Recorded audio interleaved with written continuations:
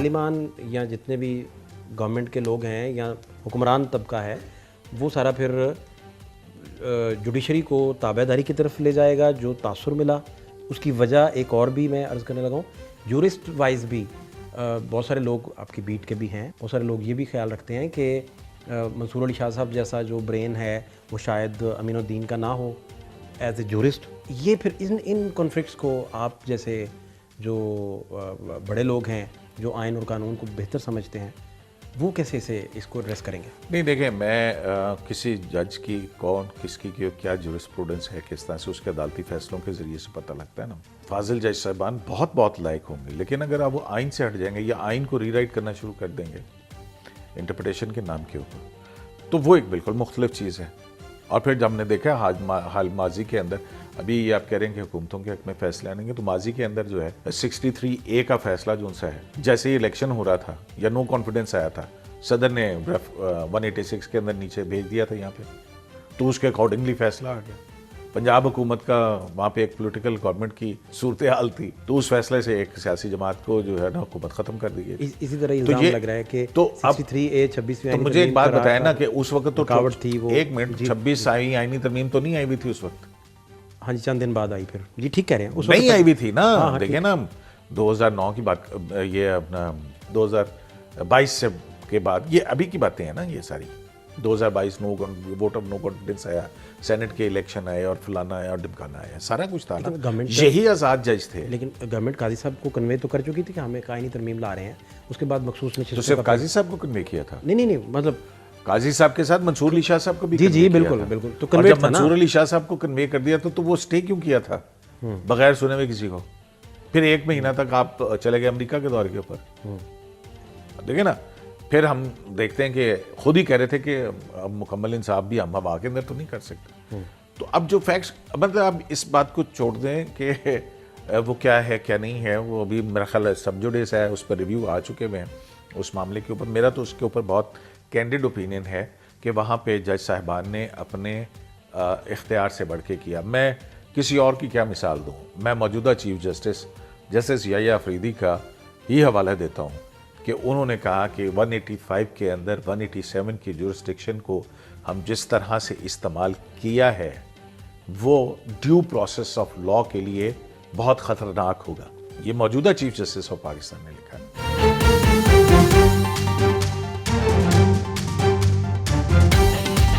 आपका ये फिर मानना है कि शहबाज शरीफ गवर्नमेंट और ये हुकूमती इत्तेहाद ये 5 साल बड़ा स्मूथली पूरा करेगा, इसे कोई ख़तरा आप नहीं देख रहे? देखें शहबाज भाई, पाकिस्तान में तो कोई चीज़ प्रेडिक्ट नहीं की जा सकती, हालात कभी भी अचानक तब्दील हो जाते हैं। लेकिन आज हम जो तजिया देते हैं ना, हम इस तरह का देते हैं कि जैसे बादल नजर आए तो हम कहते हैं कि बारिश हो सकती है, लेकिन कई दफ़ा हवा आती है और बादल उड़ा के ले जाती है और बारिश नहीं होती। आज के दिन में इस सेटअप को किसी किस्म का कोई चैलेंज नहीं।